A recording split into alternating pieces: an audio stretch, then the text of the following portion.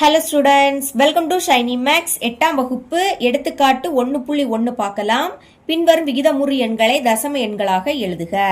அதாவது தந்திருக்கக்கூடிய விகிதமுறு எண்களை தசம எண்ணா எழுதணும். தசம எண் அப்படின்னா புள்ளி வச்சு எழுதணும். சரிங்களா? First subdivision 1/4. இதை நான் இங்க வகுக்க போறேன். உங்க புக்ல வேற மெத்தட்ல செய்திருப்பாங்க. ஓகே, வகுக்கலாமா? பாருங்க, கீழே இருக்கக்கூடியதை எப்போவுமே வெளியே எழுதிக்கணும். அப்போ 4 வெளியே எழுதிக்கிட்டேன். மேலே இருக்கக்கூடியதை உள்ளே எழுதிக்கணும்.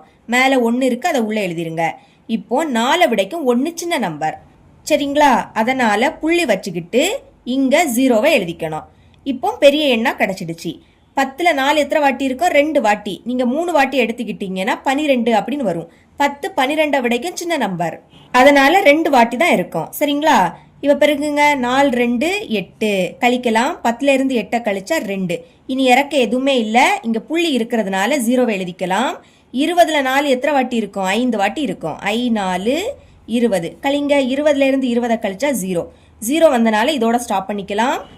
புள்ளிக்கு முன்னாடி எதுவும் இல்லாட்டா 0 இருக்குன்னு அர்த்தம். அதனால 0 எழுதிருங்க. இப்ப மேல என்ன கிடைக்குது? 0.25. இதுதான் இதோட தசம வடிவம். இந்த மாதிரி புள்ளி வச்சு எழுதணும். இனி செகண்ட் சப்டிவிஷன் பார்க்கலாமா? கொஸ்டின் எழுதிக்கலாம். 1 3/20. இங்க இது கலப்பு பின்னமா இருக்கு. இதை நம்ம தகா பின்னமா மாத்தணும்.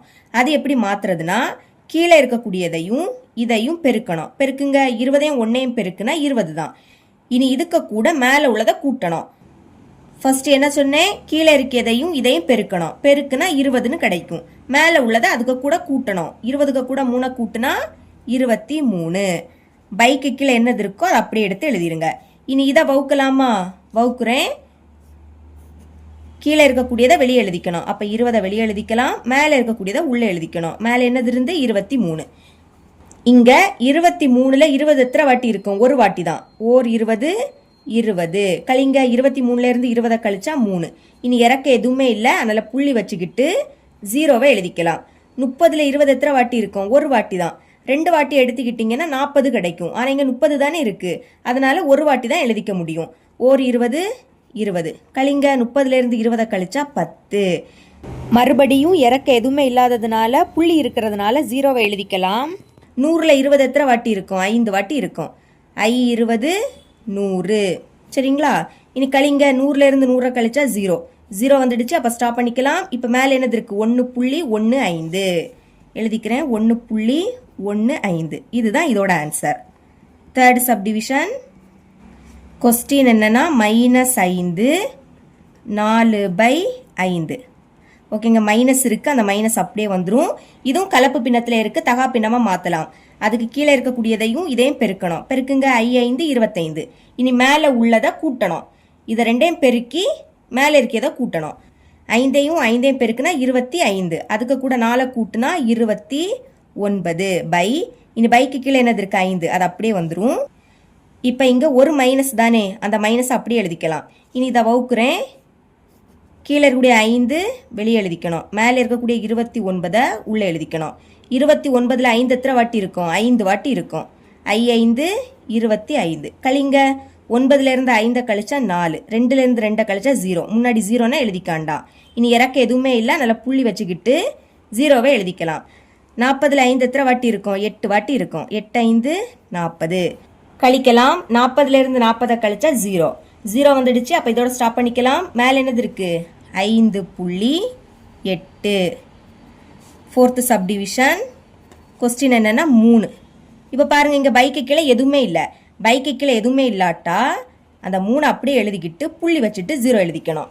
புரியுதா? இங்க பைக்கு கீழே எதுவுமே இல்லை. எதுவுமே இல்லாட்டா இங்க என்ன கொடுத்துருக்காங்களோ அதை அப்படியே எழுதிக்கிட்டு புள்ளி போட்டுட்டு 0 எழுதிக்கணும்.